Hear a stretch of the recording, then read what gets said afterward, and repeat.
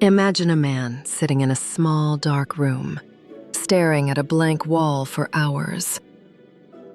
In his head, he isn't in that room.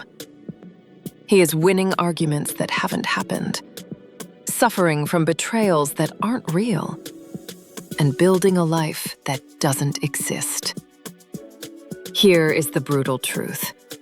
Your fake scenarios are not just harmless daydreams. They are a sophisticated form of self-torture, used by the ego to avoid the friction of reality. You aren't imagining the future. You are hiding from the present.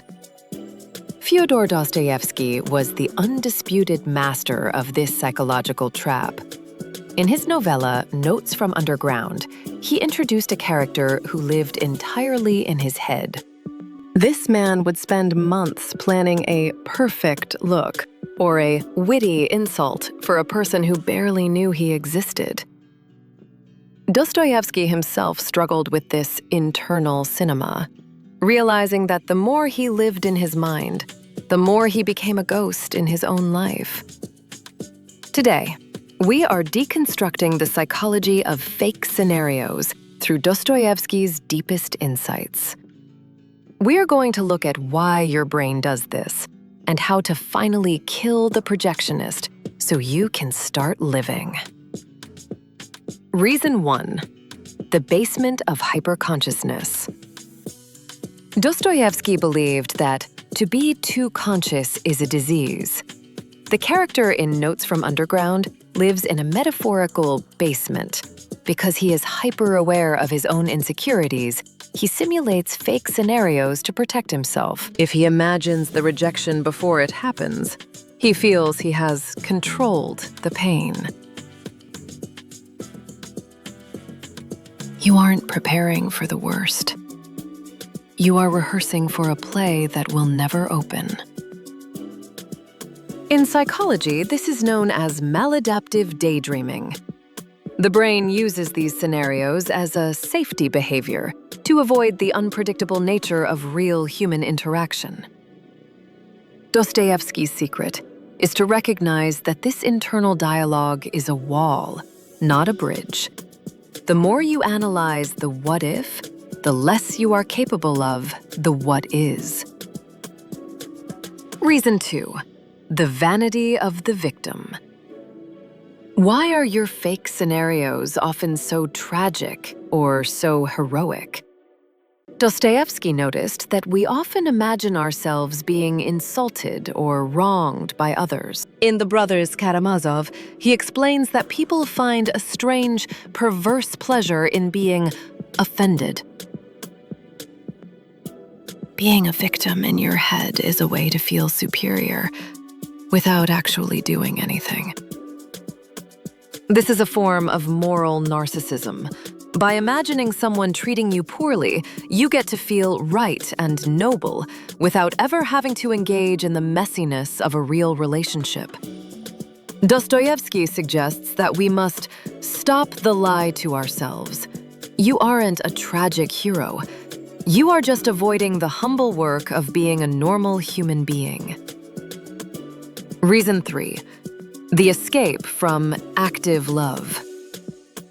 Dostoevsky famously wrote, "Love in action is a harsh and dreadful thing compared to love in dreams." Fake scenarios are love in dreams. They are easy. You can be the perfect lover, the perfect friend, or the perfect success in your head, because there is no resistance. Your mind is a laboratory where you never fail. The fix, according to Dostoevsky, is tangible action. The darkness of fake scenarios thrives in isolation. The moment you do something real, even something as small as washing a dish or helping a neighbor, the cinema in your head loses its power. Reality is harsh because it is solid. Dreams are easy because they are hollow. Choose the harsh over the hollow every single time. Reason 4. The fear of the real self. We imagine fake scenarios because we are terrified of who we are when we aren't performing. Dostoevsky's characters often feel small. To compensate, they build grand internal worlds. The fake scenario is a mask you wear for yourself. You are using your imagination to fill a hole in your identity. The philosopher Friedrich Nietzsche, who admired Dostoevsky, warned against the spirit of revenge against time. When you live in fake scenarios, you are trying to fix the past or guarantee the future. Dostoevsky's secret method is radical presence. He found God and peace not in his theories, but in the 5 minutes he thought he had left to live before his execution. He realized that the real self is enough, provided it is actually present. The strategist's conclusion: the next time you find yourself winning an argument in your head or losing a friend who hasn't left, stop. Realize that you are a prisoner in a theater of your own making. Dostoevsky didn't find peace by thinking more. He found it by thinking less and living more. He understood that the mind is a beautiful tool for creation, but a terrible master for existence. As he wrote, "The mystery of human existence lies not in just staying alive, but in finding something to live for." Fake scenarios are for those who are just staying alive. Real life is for those who have found their meaning. Kill the projector. Open the window. Step out of the basement. Tell me in the comments, what is one fake scenario that you're finally going to stop rehearsing? Let's share our exits from the basement. I read every one.